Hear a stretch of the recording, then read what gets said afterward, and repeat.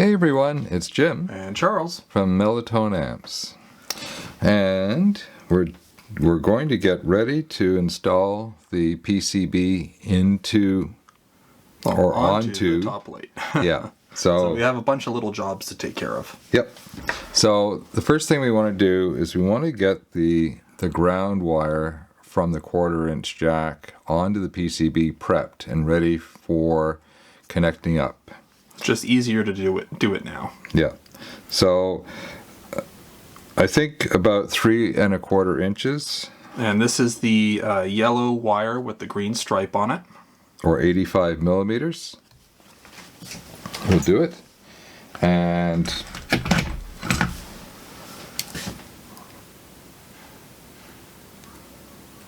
just going to do a standard strip to get it on the board.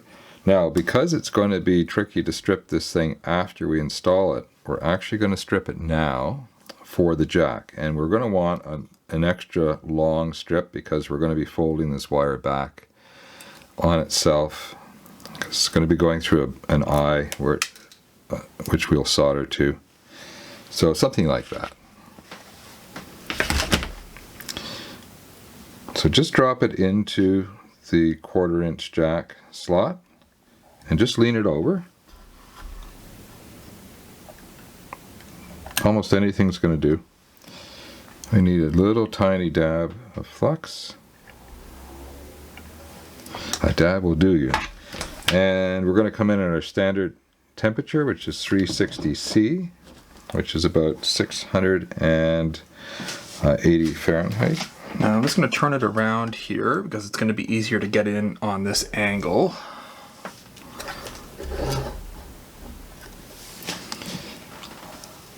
As usual, don't be afraid of moving the whole thing around to get into it on a better angle. Yeah. A significant part of building is just positioning. Okay, so we got a really nice flow on the top. Let's take a look at the bottom and make sure we're good. And we are. But if we weren't, we'd come in and touch that up because this, even though this is the ground return path for the headphones, this is really important that we have a good low resistance path. Okay, excellent. Okay, what's next, Charles? Okay, so go ahead and grab your internal fuses. We're just going to get those installed right now before we forget about it later. These are going to be the same for everybody. 2 500 milliamp fuses. And we're just going to go ahead and pop them in here, just like this. Okay, and they should be centered, and we can use a poker to center them. It's actually pretty good. Okay, there are covers, but until we get the unit tested on the bench electrically, let's just leave the covers off for now. And when you're finished, just don't forget to put them on. Okay, so go ahead and grab 5 of the tall 53 millimeter standoffs and 5 of the M3x8 truss head machine screws. And there's 5 spots that we're going to get them in. So there's a hole here, a hole here, there's a hole here, and there's a hole here, and there's a hole here. And they're all going to be on this side of the board here, facing this direction. It's easy to put them on the wrong way. So let's just start with one of them. And what we want to do, there's a lot of play here, and we had to actually custom machine these down. So there's a side you can see that's clearly been remachined. It's a little brighter. And there's a side that was done on a CNC machine that's just perfect. That side, the perfect side, should go facing the PCB. Yeah, it just means that the standoff will be more perfect vertically. It'll help with alignment. If you can, get them roughly centered, but you don't have to be fussed by that. There's so much play that you should be just fine. So I think you know what you're doing. I'll see you back in just a minute. Okay, so now this is what it should look like. You've got 2 over here, got 2 over here, and you've got 1 in the middle. And because these, of course, are going to get buried as we assemble everything, we should snug them down now. So you're going to need, this is where the build stands really come in handy. And actually, we're just leaning on the capacitors right now. But you're going to need a 5mm socket and just a bit. And again, of course, we are fastening into an internal brass thread. And so you want it snug, but you don't want to over tighten and tear those threads out. That's right. So I'm not even using a screwdriver at this end. I'm just holding on to the bit. So go ahead and snug them all down, and I'll see you back. Okay, now I know you've been checking your work as you go, which is very good practice.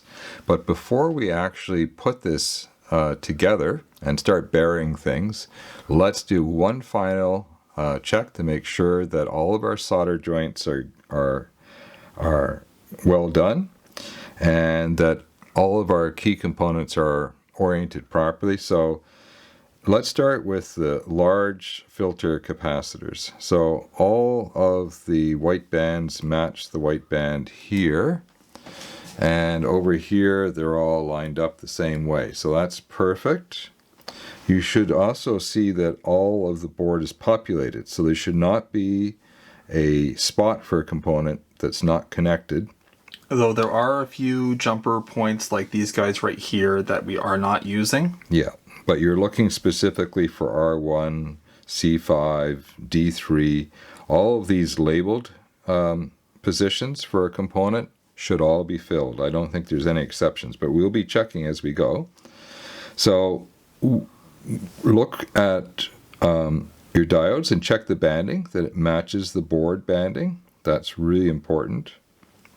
It won't work if that's not correct. There's no polarity on these 1 microfarad coupling caps, so that's just fine.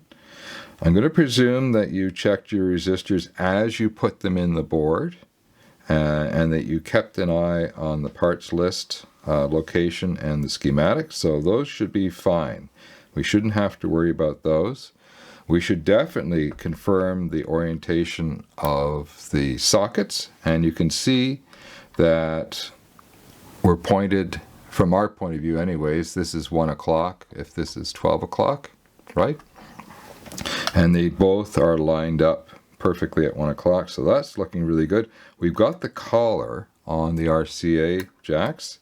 Don't forget those. And it's snugged all the way down.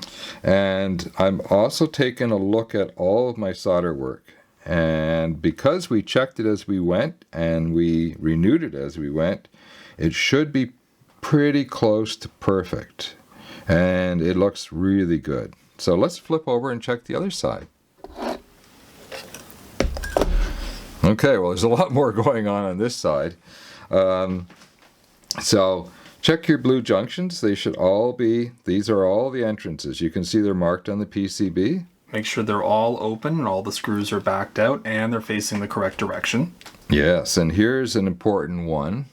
Make sure that your fan connector has the locking tab over on this side.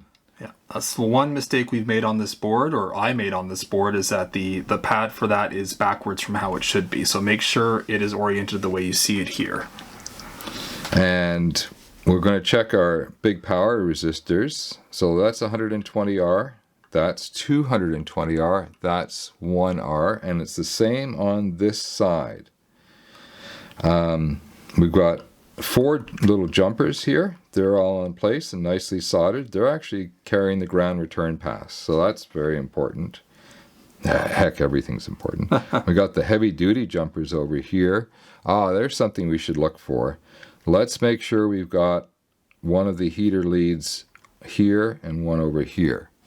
If you reverse the polarity, don't worry about it. The circuit will work just fine. The only reason why we observe the polarity is to make sure that it's, well, to help anybody who's tracing wires at a future point troubleshooting. Just make sure you don't have 2 wires on one side or 2 on the other. They have to have 1 here and 1 here. Yeah. And in fact, actually, one of the builds I did it early in the morning when I was half asleep, and and I don't have an excuse because I had breakfast. I never go to work until I've had my breakfast, and I actually goofed it up. So, but it only took a few minutes to fix. Okay, everything is looking great. What's next, Charles? Okay, so just drop your top plate upside down on a soft cloth on your workbench. Now, probably your twist has untwisted a little bit, and don't fuss about that. You can put a little twist back in. None of this is vital. No. Now you got a pre-cut little piece of a big piece of black shrink, and we're just going to clean up this last little thing. We actually had to make a little modification to standardize how the transformers are shipped, because the existing shrink they supplied with the transformers was too long for the high voltage region, which needs room to make a butt splice. So anyways, you don't need to worry about that. Just find a good spot in which the shrink will just sit like that. That's just perfect. And go ahead and shrink it down, and we'll see you back here in a second. okay, so this is what it should look like, and that's just a nice, neat termination here. Now, if you happen to be in the higher voltage region and you're doing this, you're going to have, instead of a pair of primary wires for the transformer, you're going to have a single on the hot side, and you're going to have a single on the neutral side. So that's fine. If you only have two wires in your 220 to 240 volts, you're fine. You do this the exact same way. It's just going to cover the butt splice that we made earlier. So what you're seeing here is correct for the 120 volt AC mains region. Okay, what's next? Okay, well, yeah, we must be getting somewhere, because it's time to drop the PCB onto the top plate. So just move the wires gently out of the road. And pull your build stands off if they're still attached. So you've got a whole bunch of things you're lining up all at once. So what you want to do is bring it over here. Those are these holes here. And line up this big 6 filter caps and just drop them on. And everything should just drop on. So yeah, your sockets should go through the holes. Same with your RCA jacks. Now, before we tighten things down, we're just going to lightly tighten down at this side, and then we'll take a look and make sure we're okay on the other side. So hang on. So you should have 3 remaining brass standoffs, the long ones here. And we're going to do the same thing. We're going to find out which side we remachined, and we're going to take the CNC, the nice clean machined side, and we're going to put it down on the board. And we're just going to do it loosely until we're sure that everything is fitting on the other side.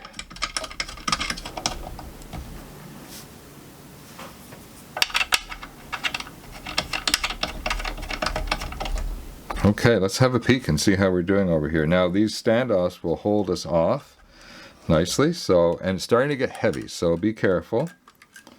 Now, don't be surprised if you see a little bit of sag around the sockets here, because we currently don't have much holding it around here, but that actually looks really good. And grab your RCA collars, and it's time to thread them on. Yeah, and you can sneak a finger in the middle here at the front, so you can just get everything on. And those are just going down finger tight. That's it. And whatever you do, don't use a wrench. You'll scratch everything to rat shit. So I'm just tightening one, and then I'm tightening another one, and then I'm tightening another one until I'm nice and snug. And I'm going to call that good. So everything looks nice and centered. That's the joy of CNC design. If you have an issue with any of these dropping through, just give the whole thing a little bit of a wiggle and see if you can get it to pop through. Sometimes it can take a little bit of work, but there should be enough play that everything just drops in place. Yeah, and if it turns out that for some reason you're way off, it's most likely the short M3x12 standoffs that are repositioning you. So take a look where you're off from this point of view. So if your socket, let's say, was too far over this way, then you would want to come over here. You're going to have to take things apart to do this, but that's fine. It's not hard to disassemble. That's one of the key design elements of every single kit we've ever issued is that they're easy to assemble and they're easy to disassemble for repair work or modification. So yeah, so you'd take it apart and then you'd shift these M3x12s this in way. whatever direction you need. In whatever direction you need. Okay, so I think it's time for us to actually snug down these three in the back. Okay. And that's the wrong socket. Well, we could have tried for fun. So you're going to need your 5mm socket, and as always, you should be careful because these are brass, and we're not going to over tighten them. We're just going to snug them down until we're good. As soon as you start to feel some resistance, you give a tiny little bit more torque, and then you call it good. Okay, well done, everyone. This is, I think we really accomplished something now. We're almost there. See you in the next episode.